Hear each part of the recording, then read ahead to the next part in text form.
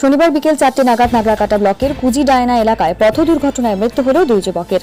এই ঘটনায় এলাকায় চাঞ্চল্য ছড়িয়ে পড়েছে। পুলিশ সূত্রে জানা গিয়েছে, মৃত দুই যুবকের নাম রিদম রায়, বয়স 18, এবং সঞ্জয় কিস্কু, বয়স 19 বছর, বাড়ি ক্রান্তি ব্লকের মৌলানিতে। জানা গিয়েছে, এদিন একটি বাইকে করে লুকসানের দিক থেকে বানারহাটের দিকে যাচ্ছিল।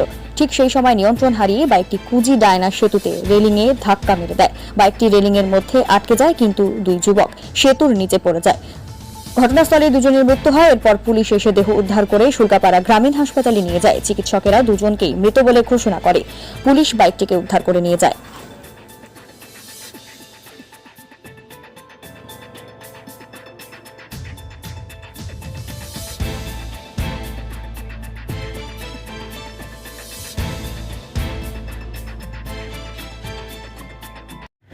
কি হয়েছে ঘটনা? কিসের সঙ্গে কিসের দুর্ঘটনা?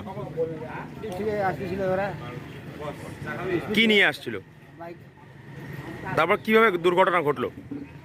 দিয়ে কমসে কম 120 স্পিড ছিল। বারিশ করতে পারে ওই দিকে আর্মি গাড়ি আসতেছিল, একটা এদিকে ছোটো ম্যাজিক ছিল গাড়ি, হাতি সোনা হাতি। ওরা কাটাইতে পারলো না হ্যান্ডেল, ওই পাশে গাড়ি ছিল, এই পাশে গাড়ি ছিল, দেখতে পারলো না, বাসে স্কিড হয়ে গেল। হ্যাঁ, তারপরে পুল থেকে পড়ে দিল ওরা দুজনে। খুশি যায় না, 131 খুশি যায় না। হ্যাঁ, স্পট দুজনই। আপনার নাম? আমার নাম বিক্রম রায়।